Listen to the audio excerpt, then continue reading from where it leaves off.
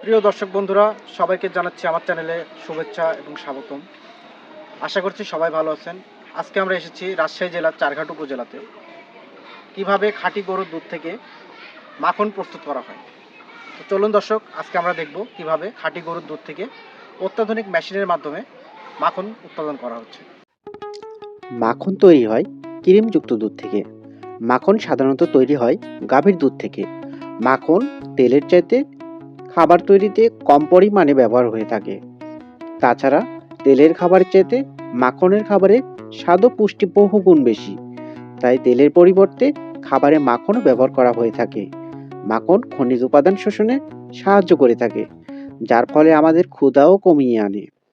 এতে থাকা vitamin K2 শরীরের চর্বিকে দ্রবীভূত করতে পারে। উচ্চমাত্রায় বিট ক্যারোটিন থাকায় মাখন চোখের জন্য উপকারী। চোখের ছানি পড়তে প্রতিরোধ করে। মাখনে থাকা ভিটামিন ডি হাড়ের বৃদ্ধি ও বিকাশের জন্য প্রয়োজনীয়। মাখনে রয়েছে ভিটামিন ই, যা চুলের ও ত্বকের জন্য খুবই উপকারী। মাখনের উপকারিতার শেষ নেই। যে কোনো রোগ প্রতিরোধ ক্ষমতা বাড়াতে সাহায্য করে। মাখন আমাদের শরীরে হজম শক্তি বাড়ানোর পাশাপাশি অন্ত্রকে ঠিক রাখে।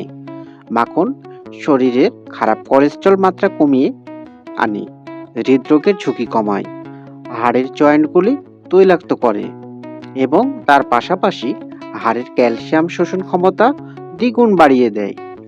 ত্বক এবং চুলের স্বাস্থ্যকে ঠিক রাখে, পাশাপাশি মস্তিষ্ক গঠনে বিশেষ ভূমিকা পালন করে। মাখন সাধারণত আমাদের দেশে ঘি তৈরিতে ব্যবহার হয়ে থাকে। এছাড়াও ডিম ও ডিমের তৈরি খাবার তৈরিতে, মাংস প্রস্তুত করতে, শাকসবজি রান্নায়, কেক কিংবা পুডিং তৈরিতে। প্রিয় দর্শকবৃন্দ, আজকে আপনারা দেখছিলেন মাখন কিভাবে প্রস্তুত করা হয় এবং মাখনের উপকারিতা। প্রিয় দর্শক, আজকে আমরা এ পর্যন্তই থাকছি। আগামীতে কোনো একটি পর্বে দেখা হবে। সে পর্যন্ত সবাই ভালো থাকবেন।